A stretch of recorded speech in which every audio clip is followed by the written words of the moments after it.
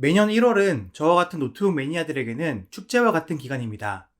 왜냐하면 1년 중에 가장 많은 노트북 신제품들이 발표되는 가전 박람회 CES가 열리기 때문이죠.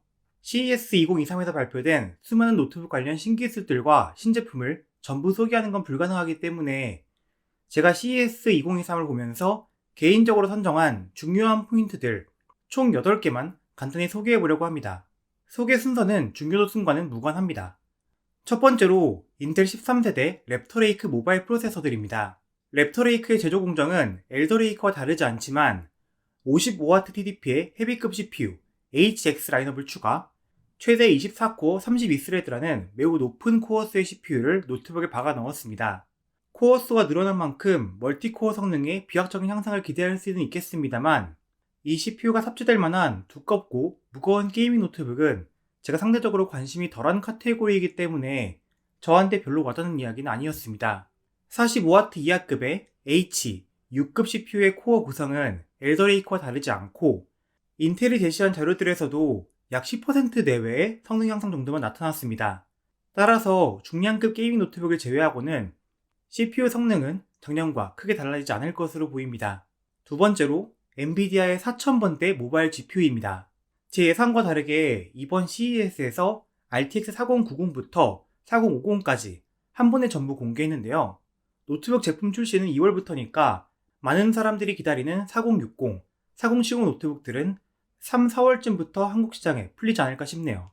데스크탑용 4000번대 GPU는 성능, 가격 등의 측면에서 이런저런 부정적인 평가가 많이 있는 걸로 알고 있지만 노트북에서 가장 중요한 건 전력 효율이고 4000번대 에이드 아키텍처는 암페어에 비해 훨씬 더 높은 전력 효율을 보여주기 때문에 노트북에서 3000번대와 4000번대의 차이는 상당히 클 것으로 보입니다.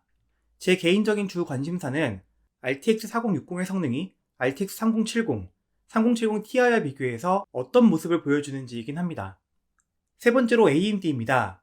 인텔, 엔비디아에서 신제품들을 출시한 것에 대응하여 AMD도 젠4, RDNA3를 이용한 CPU와 GPU들을 출시했습니다. 최대 16코어 32스레드에 80MB라는 높은 캐시 용량을 때려박은 드래곤 레인지 CPU를 발표해 기대를 모았죠.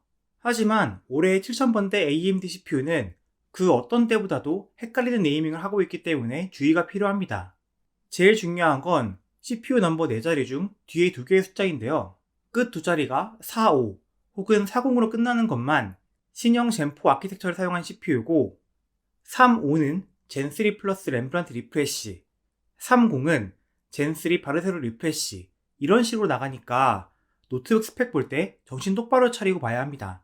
젠4 아키텍처를 사용한 7045 시리즈 드래곤 레인지, 7040 시리즈 피닉스의 성능을 테스트해보는 것이 기대되네요.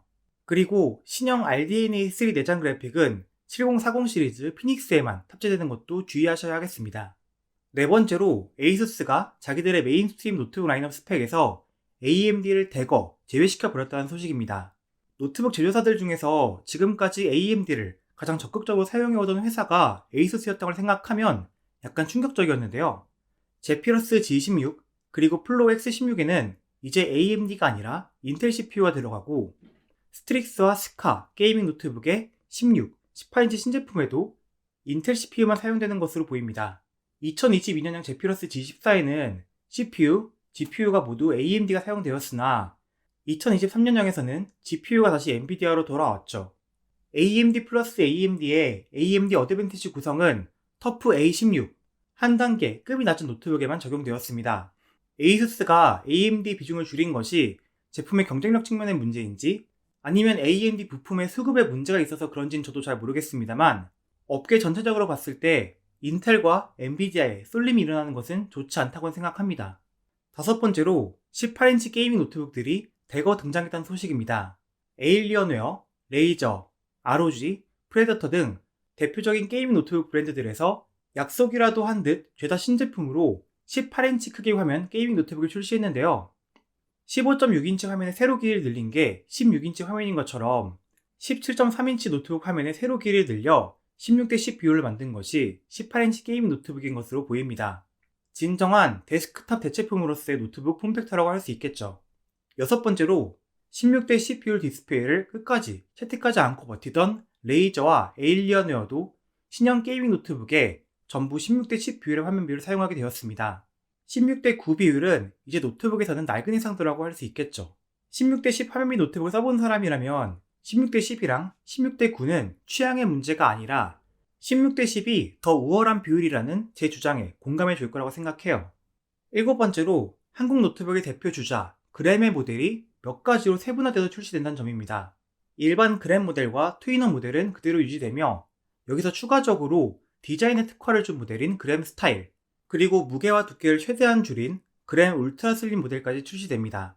그램 스타일과 울트라 슬림 모델은 그램 최초로 올레드 디스플레이가 탑재되며 외장 그래픽이 탑재된 그램은 최대 144Hz 가변 고주서열 디스플레이까지 탑재된다고 합니다. 다만 이 시기에 외장 그래픽 모델에 훨씬 더 전력 효율이 좋은 RTX 4050이 아니라 구형 RTX 3050을 사용했다는 것은 매우 아쉬운 부분입니다. 출시 일정을 맞추기 위해서 혹은 단가를 맞추기 위해서인지는 잘 모르겠습니다만 좀 더 출시가 늦어지더라도 신형 GPU를 탑재할 수는 없었을까요? 여덟 번째로 여기저기 노트북 회사들에서 가지각색의 실험적인 노트북 폼팩터를 내놓는 와중에서 제가 오랜만에 진짜로 가지고 싶은 노트북이 하나 나왔는데요. 바로 레노버의 신형 요가북 9i입니다. 레노버의 요가북은 사실 꽤 오래전부터 있던 라인업이었고 2018년도에 레노버 요가북은 LCD 디스플레이와 전자잉크 패널에 듀얼 스크린을 가지고 있는 랩탑이었습니다. 그때 그 요가북은 사실 평가가 굉장히 안 좋았지만 이번 2023년도 신형 요가북은 두 개의 2.8K 올레드 디스플레이를 탑재하고 있고 이거야말로 듀얼 스크린 랩탑, 폴더블 랩탑의 지향점에 해당하는 폼팩터라고 생각합니다.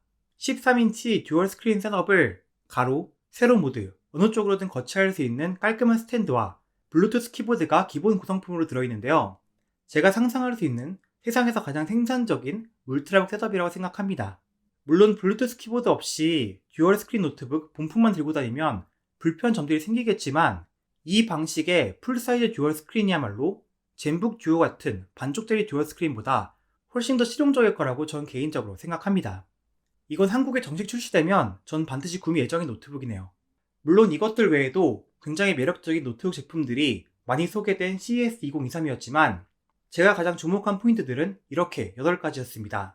여러분들은 어떤 제품, 어떤 신기술이 제일 기대되시나요? 전 이제 여기에 소개된 제품들이 실제로 한국에 출시되면 제품들을 잘 골라서 구매, 그리고 리뷰를 할 예정입니다. 물론 그거랑 별개로 리뷰 대기적인 제품도 몇 개 있기도 하고요. 그럼 올해도 많은 리뷰들과 소식을 들고 여러분들과 자주 만날 수 있길 바라겠습니다.